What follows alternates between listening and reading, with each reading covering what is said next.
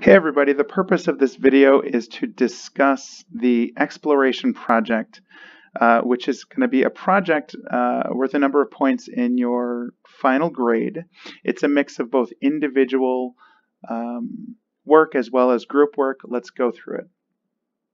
So the exploration project is a project to help us understand community health through the lens of somebody that lives in the community. Here we have a fictitious woman named Jada Williams, who's a young, overall healthy 23-year-old African-American woman with a newborn baby, lives with her mom. And there's a number of other information in here. She's a patient that you are seeing and you're getting to know in this case study. The information in the case study documents the amount of income that she has, where she lives, the estimated address of where she lives, as well as a number of other things regarding her social determinants of health. So in order to get to understand her perspective and her health risk factors, we need to get to know the community. This exploration project is going to carry us through 4 different lenses or 4 different ways to get to know the community. So part 1, which is all documented here and the Jada Williams case study directions only Word document, is going to be, so part 1 is going to be to make an asset map. What is an asset map? An asset map is a physical map that has documented all of the physical resources that may affect somebody's health, somebody's life in the community. This asset map is going to be found on North Chicago Asset Map PowerPoint. If I click on this, what you'll be able to see here, second slide will be directions. And what we're going to see is we're going to see a number of categories of resources that I would like you to find in North Chicago. And by the way, North Chicago is where Rosalind Franklin is settled. So under the category of food access, I'll have you look up full service grocery stores, however you would like to define that. Fast food items, again, this is how you would like to define it. Physical activity. We have healthcare, transportation, and lastly, we have zoning. And for zoning, you may need to enact some creativity, go onto the City of North Chicago website where they have a lot of pre-made maps that essentially show this. Now, for those of you that would like to print out this PowerPoint and mark it up either with a digital marker or with a real marker, if you will, that's absolutely fine. You can either upload a JPEG or a PDF of the map onto the Dropbox, or if you need to take a picture of it after you've kind of scribbled in your notes, that's absolutely fine too. So that's part 1.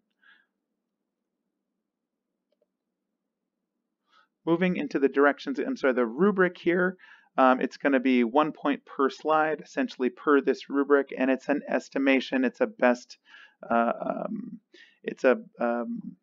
best guess that you can in locating these things on the map. It doesn't need to be perfect. I'd like you to spend about an hour and a quarter on this total, and you're welcome to work in groups to do this. Part 2 is going to be a North Chicago and Lake Bluff data analysis. So data is really important. Community health indicators are really important in order to understand and assess the health of a community in the context of an individual or your patient's health. So what we will do here, what I would like you to do is in groups of 5, and these groups will be assigned next Friday. In groups of 5, you're going to compare the community health indicator data of North Chicago and Lake Bluff, 2 different zip codes. And in order to do that, we are going to use a fancy little website called livewelllakecounty.org, which is up-to-date information. I believe it's from 2015. And I'd like you to explore how North Chicago's health and health issues kind of compare to that of Lake Bluff. Let's go to the website right now. So here it is. Again, fancy little website. I'd like you to click under the tab of local data. And what you can see here is there's a navigation bar that kind of show demographics, socioeconomic status, birth data, disease data, and death data. Under each of these, what you will see is this let's go to socioeconomic status. How about this? What this shows essentially is a ranking from least to most, or worst to best, if you will, of income, or whatever you choose. I've chosen income. You can see that North Chicago, the median household income is about $32,500. And then for Lake Bluff, we see that the median household income is a little over $100,000. That says a lot. If we scroll down here, we can also see the 644 zip code is Lake Bluff, and just a couple of miles away, the 664 zip code is North Chicago. These are the two zip codes that you are going to be featuring and researching as a group.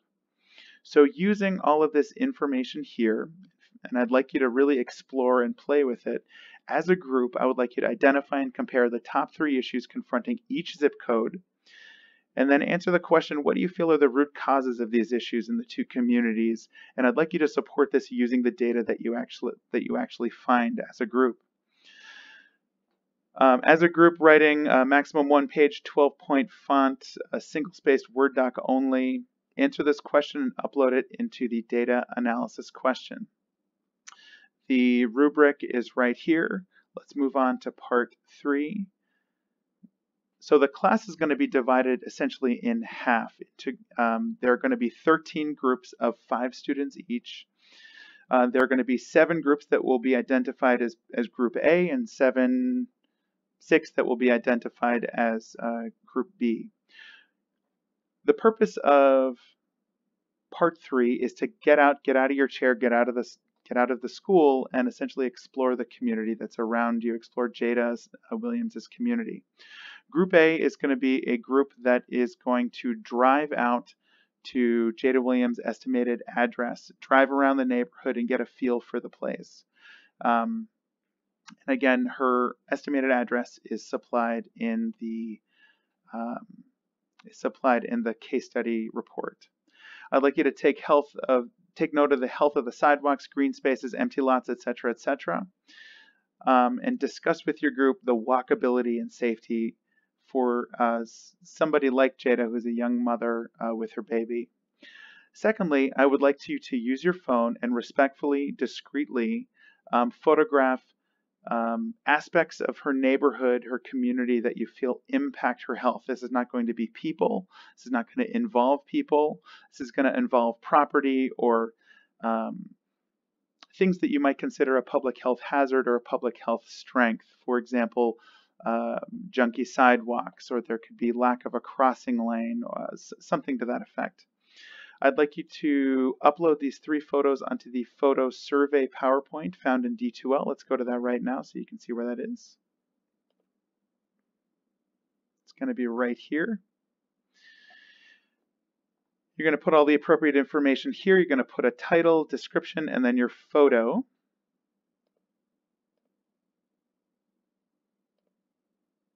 Just moving back.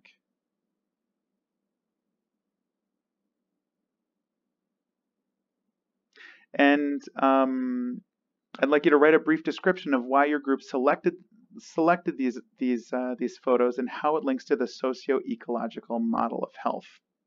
And then upload these, please, to D2L. Part 3 for Group A is going to be driving out to the closest source of food that is closest to Jada and her neighborhood, and discuss with your team members the environment, the cost, and the quality of the food in there. So get out of your car, have a look around, go into the store that you identify, whether it's a gas station, whether it's a grocery store, whatever you find. Get in there, look at the cost, look at the quality of food. Take a mental note of how much time it's needed for to get to the closest full-service grocery store from her neighborhood by public transportation. And the last part of this assignment is I'd like you to define a food desert And then given your findings as a group, given your experience out there, compare her neighborhood food options to the American Heart Association guidelines, and there's a little embedded link here on the healthy food options, and discuss how you foresee this impacting the health for her and her baby. And submit this max 1 page, 12-point font, single-spaced, and Word doc only. Here you'll see in the rubric, each photo will be worth about 3 points, and then the written portion will be worth 5 points for a total of 15.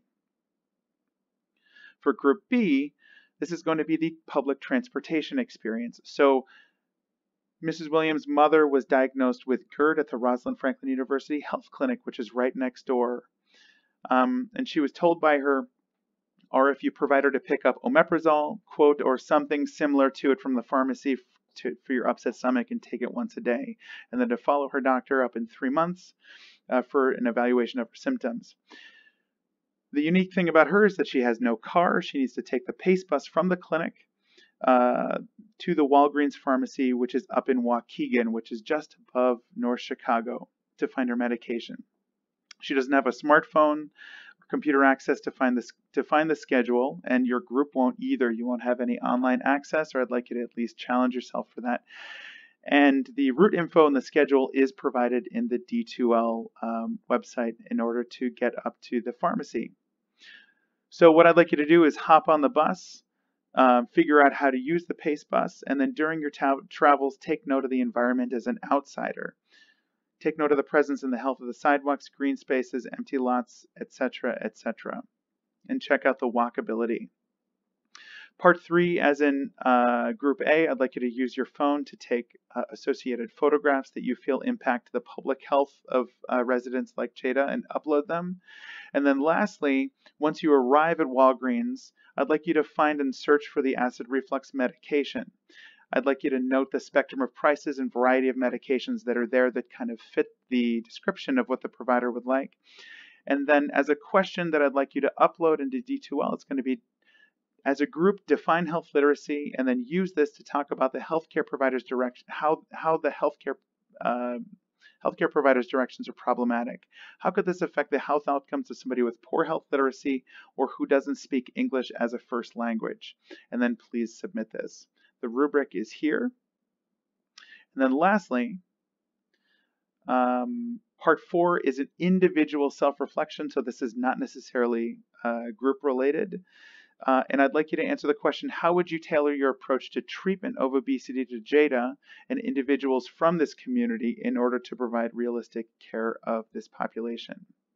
So in summary, the purpose of this is going to be to understand community health from the lens of both a public health professional as well as a resident or a family that lives in a community like North Chicago or some of these vulnerable communities, and to understand them both through data, through your own physical experience, and through photographs. And then we're going to talk about this in terms of public health and how do we kind of complete the circle of understanding how troubled the American healthcare system is, how troubling some of these healthcare disparities are, and then how do we understand communities in terms of data, and then how do we make public health solutions for those things. So we are going to try and complete the circle from understanding problems to identifying problems to identifying community solutions. So thank you so much. If you have any questions, please reach out to me, and I will see you on Friday.